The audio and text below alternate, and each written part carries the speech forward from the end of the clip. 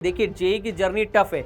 ऐसे केस में स्टूडेंट कभी कभी अलोन फील कर सकता है, उसको ऐसा लग सकता है कि उसका कोई फ्रेंड सर्कल नहीं है, वो अपने प्रॉब्लम्स या जो इश्यूज हैं उनको किसी के साथ शेयर नहीं करना चाहता। इससे उसकी परफॉर्मेंस पे इम्पैक्ट आएगा। तो अगर आप स्टूडेंट के साथ एक फ्रेंडली रिलेशनशिप रखते हैं तो हो सकता है कि कुछ परेशानियां वो आपको बता दे। आपको स्टूडेंट को एनकरेज करना है। देखिए ये जर्नी बहुत लेंदी है, बहुत बड़ी जर्नी है, आसान नहीं है। मैं भी जानता हूं, आप भी जानते हैं, स्टूडेंट भी जानता है, बट इतना भी डिफिकल्ट नहीं है कि हम कर नहीं सकते। स्टूडेंट ने पहले भी एकेडमिक परफॉर्मेंस दी है। आप रेगुलरली उसके साथ डिस्कशन कीजिए, उससे ये पूछिए कि आज आपकी क्लास में क्या हुआ, आज आपने क्या नया सीखा, क्या एंटरटेनिंग हुआ, क्या आप कुछ सीख रहे हैं, लाइफ में कुछ सीख रहे हैं, नहीं सीख रहे हैं। अगर आप उससे बार बार रेगुलरली डिस्कशन करते हैं, उसके एनालिसिस में उसको सपोर्ट करते हैं, तो डेफिनेटली वो अपनी कमियां आपको जरूर बताएगा। हेलो डियर स्टूडेंट, तो देखिए आज के इस सेशन में बेसिकली हम बात करने वाले हैं एक बहुत ही इंपॉर्टेंट टॉपिक पे कि आपकी जेई प्रिपरेशन में पेरेंट्स का क्या रोल है। क्या ये जेई प्रिपरेशन आपके लिए एक बर्डन तो नहीं लग रही है?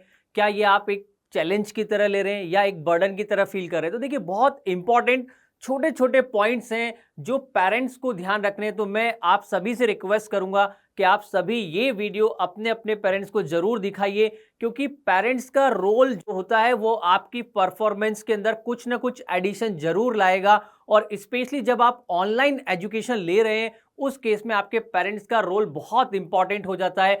अब देखिए पेरेंट्स अपने चाइल्ड को कैसे ट्रीट करता है, इससे भी उसकी परफॉर्मेंस के ऊपर बहुत इंपैक्ट आता है। ये हमने सालों साल देखा है कि पेरेंट्स के बिहेवियर की वजह से भी कई बार स्टूडेंट जो है पैनिक सिचुएशन में चले जाते हैं और जो परफॉर्मेंस उनकी आनी चाहिए थी वो परफॉर्मेंस उतना बेहतर निकल कर आ नहीं पाता है।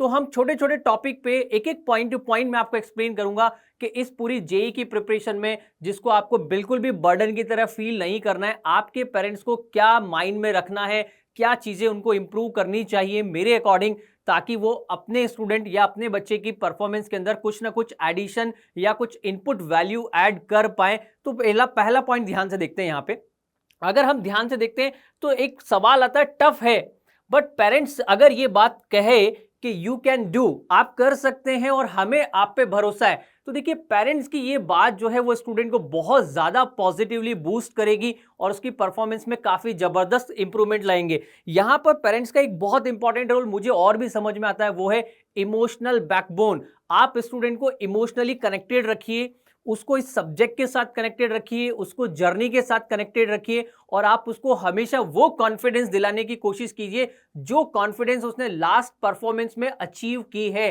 अपने एकेडमिक जर्नी में उसने अचीव किए। तो ये पहला इंपॉर्टेंट पॉइंट था जो पेरेंट्स को ध्यान रखना चाहिए। उनको कभी भी निगेटिव कीवर्ड यूज नहीं करने चाहिए स्टूडेंट की परफॉर्मेंस को लेके।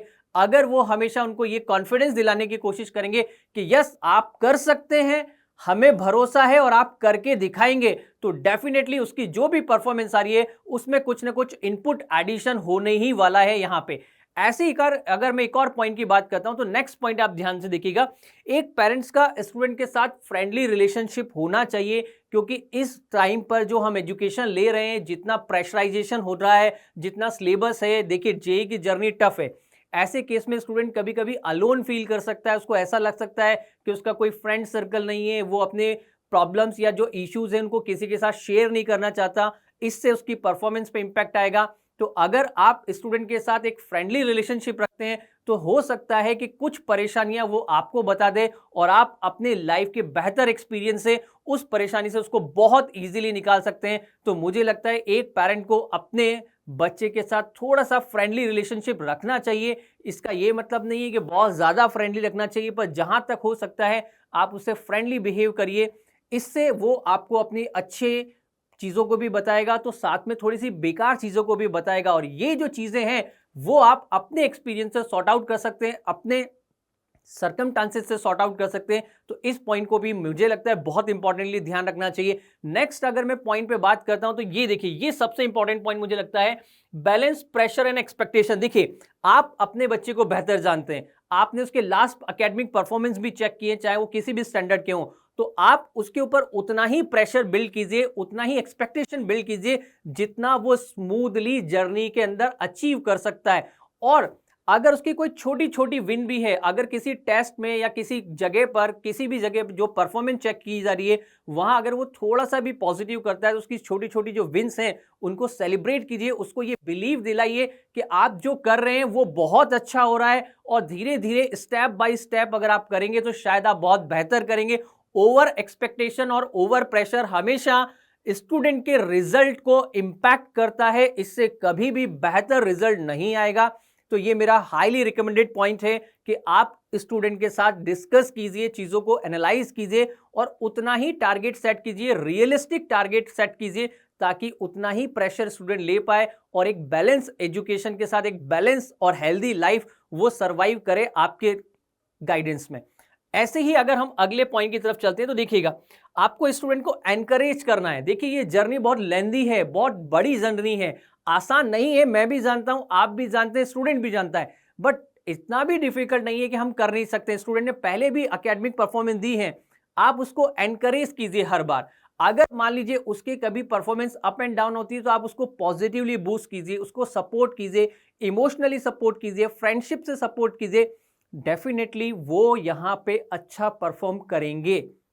बट अगर आप यहां पे एनकरेज करने की जगह निगेटिव कीवर्ड यूज करते हैं तो हो सकता है कि स्टूडेंट एकदम अलोन फील करने लग जाए और वो एक निगेटिव एनवायरनमेंट के अंदर अपने आप को पाएगा और नेगेटिव एनवायरनमेंट की वजह से हो सकता है कि उसका जो रिजल्ट है वो धीरे धीरे स्लोली डिग्रेड होगा और वो बेहतर परफॉर्म नहीं कर पाएगा। तो मुझे लगता है एज ए पेरेंट ये आपकी बहुत इंपॉर्टेंट जिम्मेदारी है कि आप हमेशा स्टूडेंट को एनकरेज कीजिए, उसको ये बताइए कि लाइफ बहुत बड़ी है, बहुत लेंदी है, इसमें अप एंड डाउन आएंगे, आपको अप एंड डाउन को कैसे हैंडल करना है, आपके पास एक्सपीरियंस है, उसके पास एक्सपीरियंस नहीं है लाइफ का, उस एक्सपीरियंस को आप उसके साथ शेयर कीजिए। तो ये पॉइंट भी मुझे लगता है बहुत इंपॉर्टेंट है।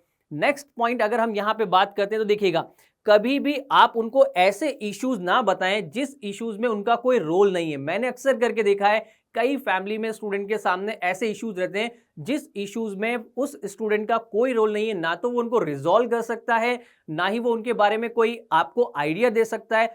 तो मुझे लगता है ऐसे जो इश्यूज हैं, चाहे वो फाइनेंशियल इश्यूज हैं या कोई फैमिली मैटर इश्यूज है, कोशिश कीजिए कि इन इश्यूज से स्टूडेंट के ऊपर इंपैक्ट ना आए।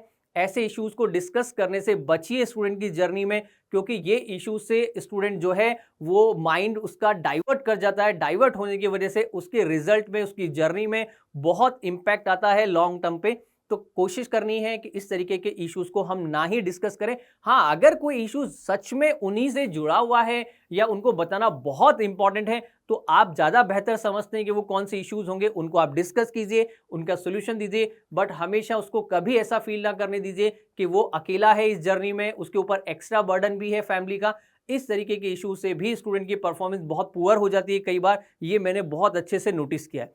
ऐसे ही अगर हम नेक्स्ट पॉइंट की तरफ चले तो आप यहां पे ध्यान से देखिएगा, आपको क्या करना है, किसी भी स्टूडेंट की परफॉर्मेंस चाहे कुछ भी आ रही है, आप रेगुलरली उसके साथ डिस्कशन कीजिए, उससे ये पूछिए कि आज आपकी क्लास में क्या हुआ, आज आपने क्या नया सीखा, क्या एंटरटेनिंग हुआ, क्या आप कुछ सीख रहे हैं, लाइफ में कुछ सीख रहे हैं, नहीं सीख रहे हैं। अगर आप उससे बार बार रेगुलरली डिस्कशन करते हैं, उसके एनालिसिस में उसको सपोर्ट करते हैं, तो डेफिनेटली वो अपनी कमियां आपको जरूर बताएगा। और अगर उसकी कमियां आपको पता चल गई तो आप जिस लेवल तक रिजॉल्व कर सकते हैं करिए, नहीं कर सकते तो एलन सिस्टम के साथ शेयर कीजिए, हम उस क्वेरी को रिजॉल्व करने की कोशिश करेंगे। बट डिस्कशन करना बहुत इंपॉर्टेंट है। एक हेल्दी डिस्कशन आपकी परफॉर्मेंस को कितना बढ़ा सकता है ये आप एक बार कर कर एक्सपीरियंस कीजिए, आपको भी लगेगा कि इस हेल्दी डिस्कशन की वजह से स्टूडेंट ज्यादा हैप्पी फील करेगा, ज्यादा अच्छा परफॉर्म करेगा, उसको डर नहीं लगेगा, पैनिक नहीं करेगा और फियरलेस स्टूडेंट बनेगा, जो आपकी भी चॉइस है।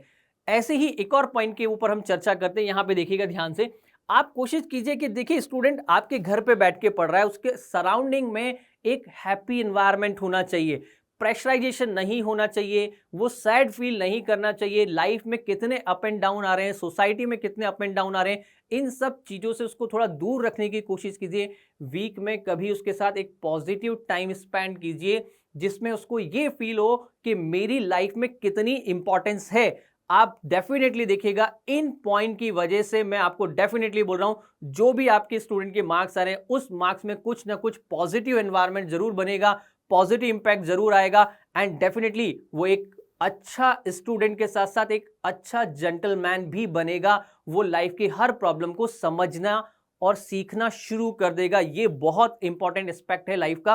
तो ये भी मेरी रिक्वेस्ट है कि पेरेंट को इन चीजों का ध्यान रखना चाहिए।